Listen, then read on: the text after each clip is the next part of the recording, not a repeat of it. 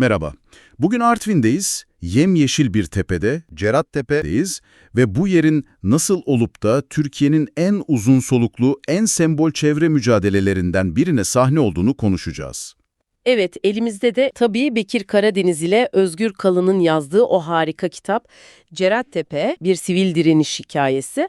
Amacımız da aslında bu 30 yıllık destansı hikayenin, yani bu mücadelenin DNA'sını çözmek.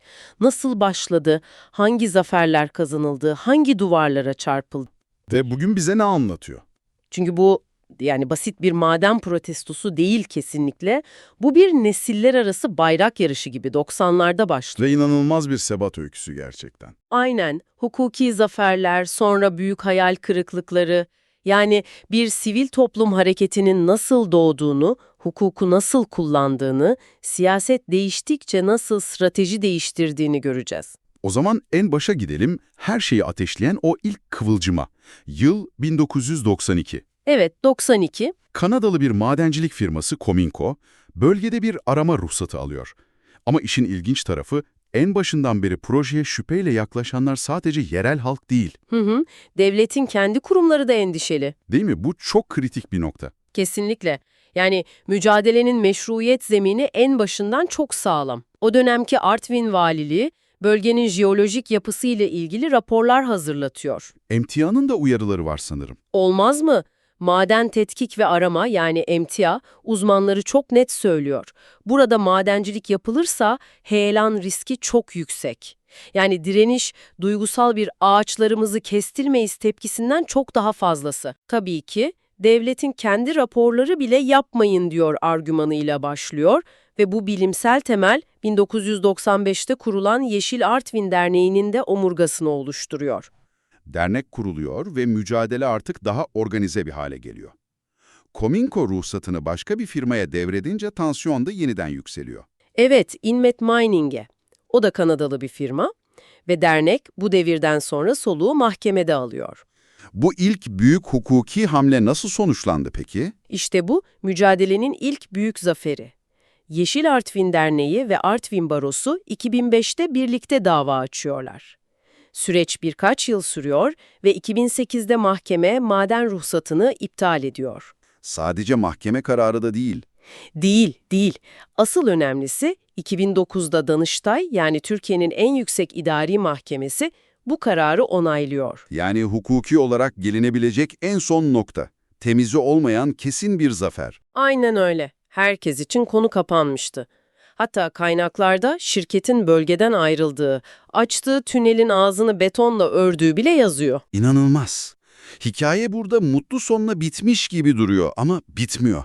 Her şeyi sıfırlayan ne oldu?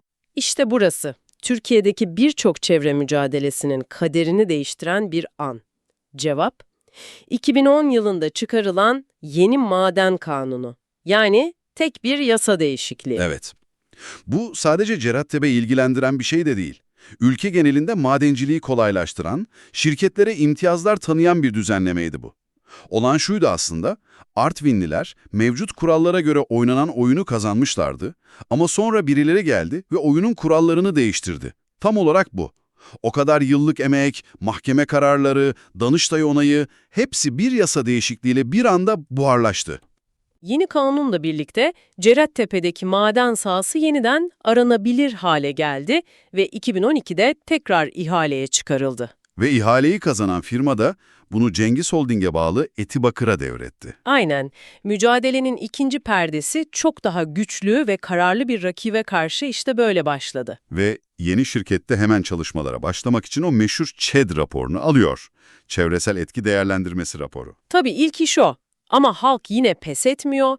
Şirket ÇED olumlu raporunu alır almaz dernek ve yerel halk anında iptali için dava açıyor. Ve yine kazanıyorlar. Evet, 2014'te mahkeme onları bir kez daha haklı bularak bu ÇED raporunu da iptal ediyor.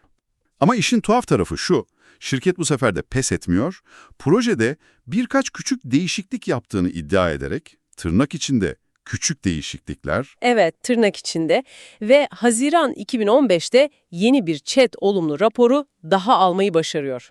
bir saniye burayı biraz açalım. Mahkeme bir projenin çevreye olumsuz etki yapacağına karar verip raporu iptal ediyor. Ama şirket birkaç küçük değişiklikle aynı onayı tekrar alabiliyor. Bu nasıl mümkün oluyor? Bu chat sürecinin en çok eleştirilen yönlerinden biri. Mahkeme kararları genellikle projenin özüne değil de rapordaki usul hatalarına ya da eksik bilgilere odaklanabiliyor. Anladım.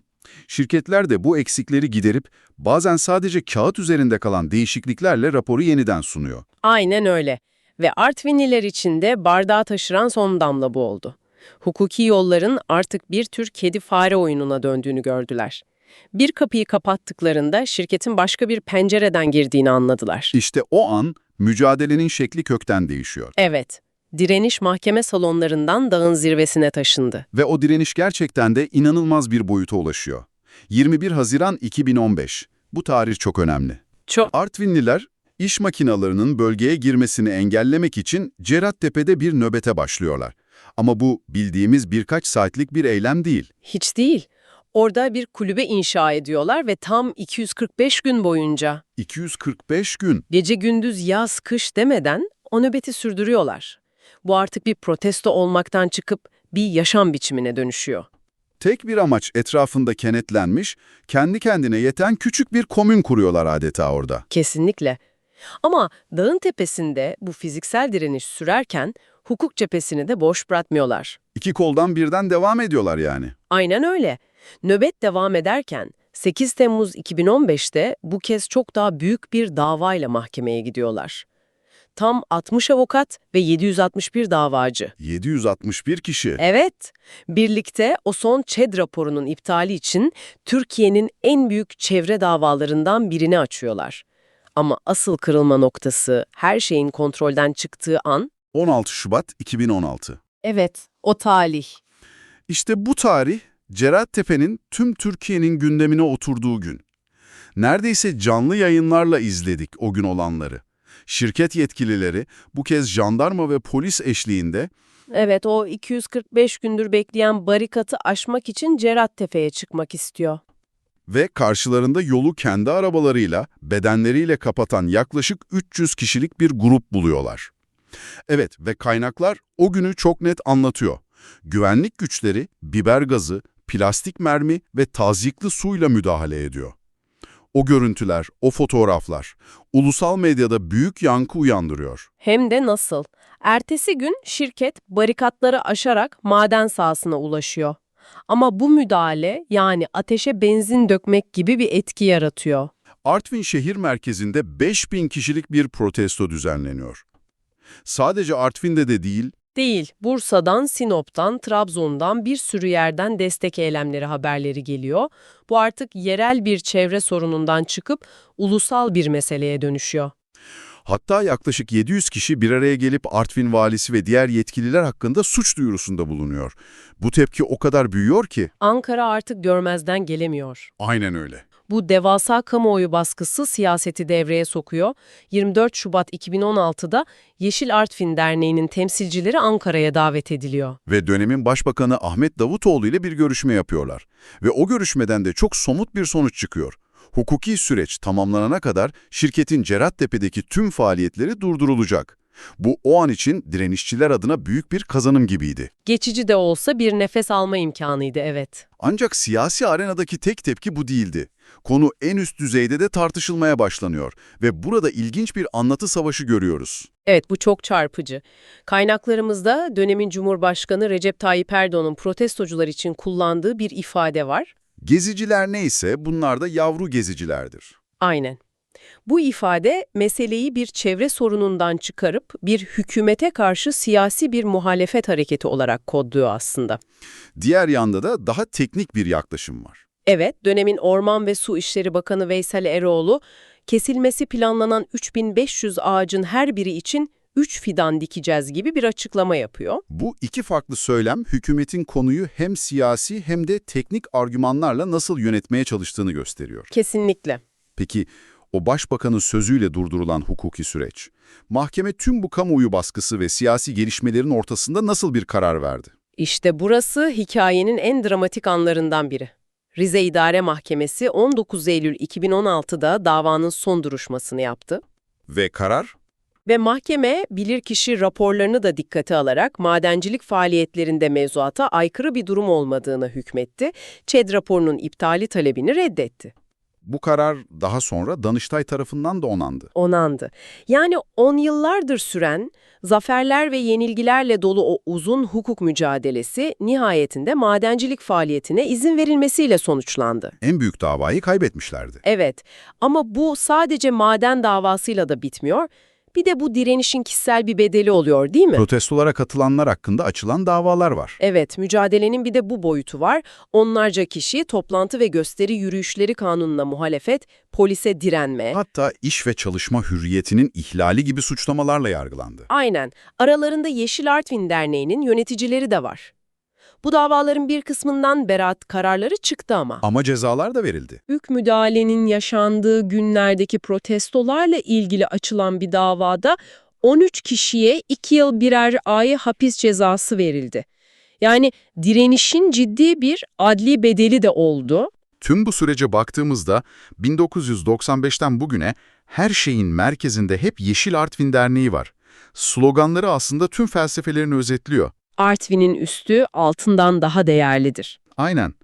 Yaptıkları iş sadece protesto organize etmekten çok daha fazlası. Kesinlikle kaynakları incelediğimizde ne kadar çok yönlü çalıştıklarını görüyoruz. Paneller düzenliyorlar, bilim insanlarını konuşturuyorlar. Daha 1998'de 10.000 imza toplayıp meclise gönderiyorlar. Uluslararası kampanyalar yürütüyorlar, hukuki takibi hiç bırakmıyorlar. Bu istikrarlı mücadeleleri sayesinde 2016'da TİMOB Mimarlar Odası ve Türk Toraks Derneği gibi saygın kurumlardan da çevre ödülleri aldılar. Bu da mücadelenin sivil toplum nezdinde ne kadar haklı ve değerli görüldüğünün bir kanıtı. Tabii ki. Ve bu mücadele sanatı da etkiliyor. Trak isimli müzik grubunun Ses Ver şarkısına ilham oluyor, hakkında kitaplar yazılıyor, toplumsal hafızada da bir iz bırakıyor yani. Kesinlikle. Bugün kaynaklara göre Kalyon ve Cengiz grubu ortaklığı 22 hektarlık bir alanda madencilik faaliyetlerini sürdürüyor. Dernekse hala mücadeleye devam ediyor. Peki tüm bu anlattıklarımızdan sonra geriye dönüp baktığımızda Cerattepe bize ne söylüyor? Cerattepe, Türkiye'de bir çevre mücadelesinin nasıl kazanılıp sonra kaybedilebileceğini, hukuki zaferlerin bir yasa değişikliğiyle nasıl anlamsızlaşabileceğini gösteren bir ders niteliğinde. Ama aynı zamanda bir topluluğun ortak bir amaç uğruna nasıl 30 yıl boyunca kenetlenebildiğini, en umutsuz anlarda bile direnişin bir yolunu bulabildiğini gösteren inanılmaz bir sebat örneği. bu da bizi o nihai soruya getiriyor. Sonuçta en büyük hukuki mücadele kaybedildi ve maden bugün çalışıyor. Bu durumda Cerattepe direnişi başarısız mı oldu? İşte bu. Bakış açınıza göre değişir. Eğer başarıyı sadece somut sonuçla, yani madenin engellenmesiyle ölçerseniz, evet, hedefe ulaşılamadı. Ama bu hikaye bize başarının tek bir tanımı olmadığını da öğretiyor. Kesinlikle. Bir topluluğu çeyrek asırdan fazla bir süre ortak bir paydada tutabilmek, bir çevre sorununu ulusal gündemin en tepesine taşıyabilmek, gelecek nesillere bir direniş mirası bırakmak, Bunlar da başlı başına birer başarı değil midir? İşte tam da bu. Belki de Cerattepe'nin asıl mirası kazanılan ya da kaybedilen davalar değil, o 245 gün boyunca dağın zirvesinde yanan ateşin kendisidir. Bu, üzerine gerçekten düşünmeye değer bir soru.